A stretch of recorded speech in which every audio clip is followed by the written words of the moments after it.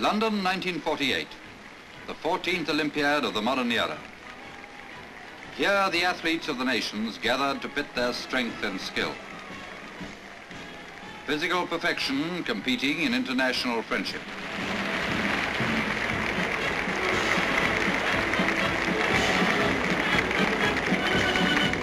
Britain was host, and so her king proclaimed.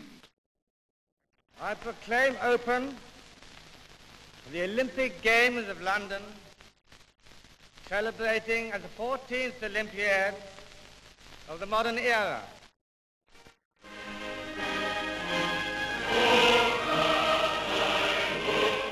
Then an ancient ritual. A flight of birds was released into the skies, a message to the world that strife must cease, that with the arrival of the flame, the games would begin.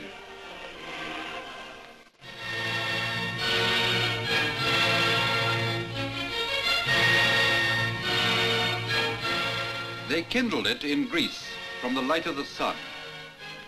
And from Olympus, the flame of peace began its journey to a distant land. But what of Greece itself?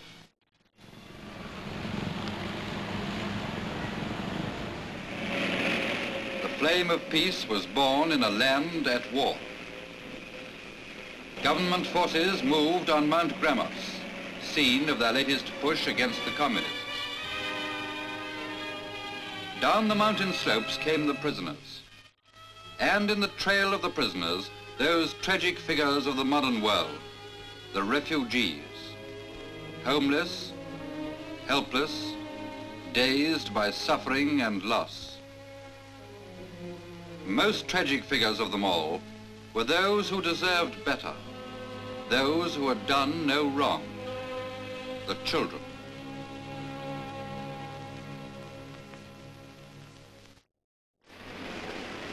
The torch was passed on, hand to hand across the continent. From Greece it passed to Italy. With pomp and ceremony, Italy celebrated the second anniversary of the Republic.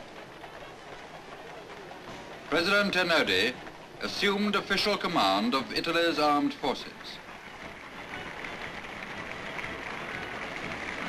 But behind the pageantry lay bitter realities.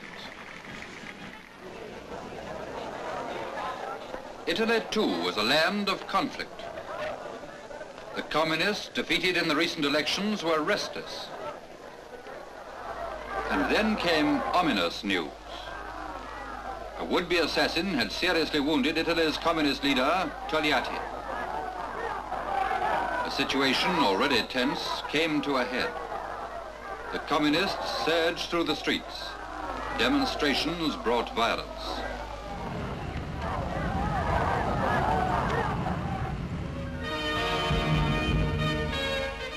The Gasperi's government took action. Its drive against the extremists was intensified. In hospital, Togliatti recovered. The doctors had saved his life and Italy from civil war. But throughout the land, the tension continued. For the Italians, there was little peace. The torch reached France.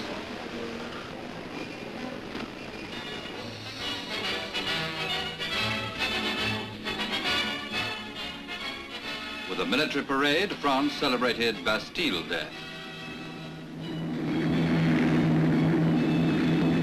The re-equipped army of France played a vital part in the defense plans of the West. Expenditure on the armed forces was thus a major political issue.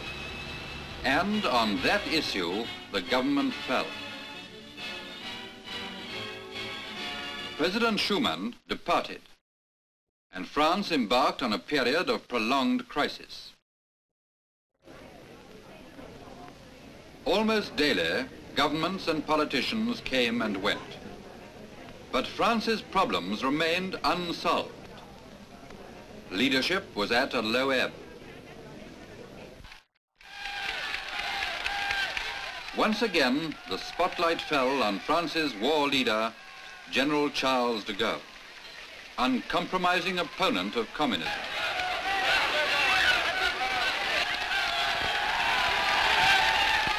In the shadow of the war memorial at Verdun, the general campaigned for a new French constitution. Ce qui fut mis en jeu, enduré, accompli dans la bataille de Verdun. The communists responded with air raid sirens.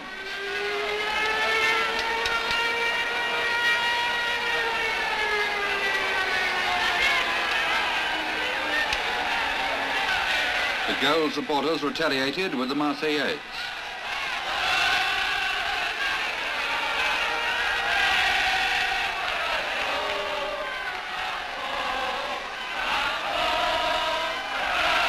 Liberté, equalité, fraternité.